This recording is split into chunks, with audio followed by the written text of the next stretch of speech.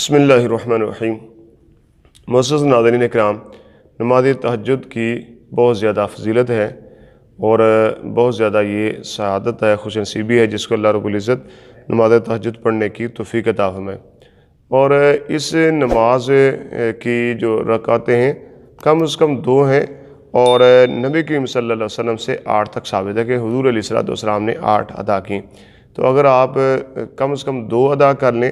4 ادا کر لیں، 6 کر لیں یا 8 کر لیں، اگر آپ کو جتنی آپ کی یعنی ایک ٹائم اور جتنا آپ کا ذوق ہے، تو اگر کم از کم نہیں تو 2 رکعتیں ادا کر لیں تو اس کی جو فضیلت ہے وہ حاصل ہو جائے گی۔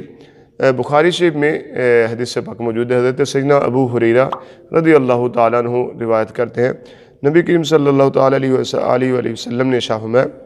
کہ رب عز و جل ہر رات میں پچھلی تہائی جب باقی رہتی ہے تو آسمان دنیا پر خاص تجلی نازل فرماتا ہے اور فرماتا ہے کہ ہے کوئی دعا کرنے والا، میں اس کی دعا کو قبول کر لوں، کوئی مانگنے والا ہے اسے دوں، کوئی بخشش مانگنے والا ہے میں اس کی بخشش کر دوں۔ تو جیسے رات کا آخری پہر باقی رہتا ہے، پچھلی جو تہائی باقی رہ جاتی ہے، تو اس وقت یہ اسی طرح اللہ تعالیٰ کا کرم نازل ہوتا ہے، اللہ تعالیٰ کی رحمت نازل ہوتی ہے، اور اللہ تعالیٰ کی رحمت پکاری ہوتی ہے، کوئی بخشش مانگنے والا اسے میں بخشوں، کوئی دعا کرنے والا ہے اسے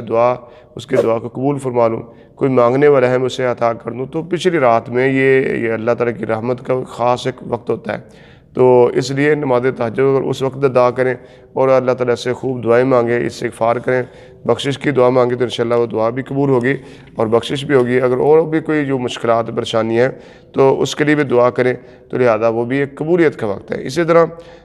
حضرت سیدنا اسماء بنت یزید رضی اللہ تعالیٰ عنہ سے مروی ہے، فرماتے ہیں کہ قیامت کے دن لوگ ایک میدان میں جمع کیے جائیں گے، اس وقت منادی یعنی ندا کرنے والا، اعلان کرنے والا یہ اعلان کرے گا، پکارے گا، وہ کہاں ہیں جن کی کروٹیں خواب گاہوں سے جدا ہوتی تھیں؟ یعنی وہ لوگ کہاں پہ ہیں جو رات کو جب لوگ سو رہے ہوتے تھے تو وہ اپنے بستروں سے اٹھ جاتے تھے اور بستروں سے جدا ہو جاتے تھے، وہ کہاں لوگ ہیں؟ تو وہ لوگ کھڑے ہوں گے اور وہ تھوڑے ہوں گے،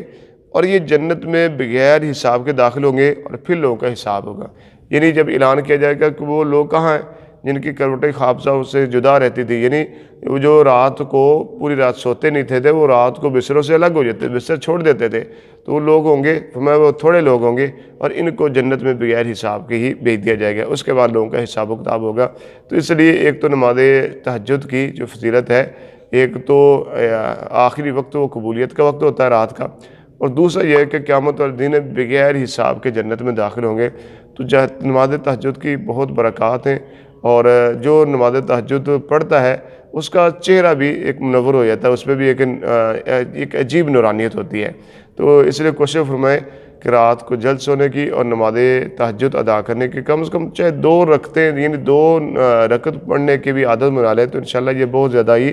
سعادت والا کام ہے۔ تو نماز تہجد کے لیے ضروری ہے، اب اس کا ٹائم کیا ہے کہ عشاء کی نماز کے بعد سونا، یہ اس کے لیے شرط ہے کہ جس نے نماز عشاء پڑھ کر چاہے تھوڑی دیر کے لیے سویا، اس کے بعد وہ نماز تہجد پڑھ سکتا ہے۔ تو اگر پچھلی رات کی آخری تہائی میں پڑھیں تو وہ تو ایک بہت زیادہ کہ مبارک قبولیت والا وقت ہے۔ تو نماز عشاء پڑھ کر سو جائیں اور اس کے بعد اٹھیں، جب آنکھ کھلے تو نماز تہجد پڑھ سکتے ہیں۔ فرض کریں کوئی یہ شخص نماز عشاء پڑھ کر سو گیا اور رات کو اس کی وہ 11 بجے آنکھ کھل جاتی ہے یا 12 بجے بھی کھل جاتی ہے یا 1 بجے بھی کھل جاتی ہے آنکھ اس کی، تو وہ عشاء کی نماز پڑھنے کے بعد تھوڑی دیر کے لیے سو جائے، اور جب اس کی آنکھ کھلے تو اٹھ کر نماز تہجد وہ ادا کر سکتا ہے۔ اگر کوئی شخص عشاء کی نماز کے بعد سویا نہیں ہے اور جاگتا رہا تو وہ اگر پڑھے گا تو وہ نوافل یعنی صلاۃ اللیل تو ہوگا، یعنی جو رات کی نماز ہے اس میں تو شامل ہوں گے لیکن تہجد نہیں ہوں گے۔ تو اس لیے تہجد کے لیے سونا شرط ہے، جب سو کر اٹھیں تو اس کے بعد نماز تہجد وہ ادا کر سکتے ہیں۔ اللہ کریم کی بارگاہ میں دعا ہے اللہ تعالیٰ ہم سب کو علم و فہم کی توفیق عطا فرمائے۔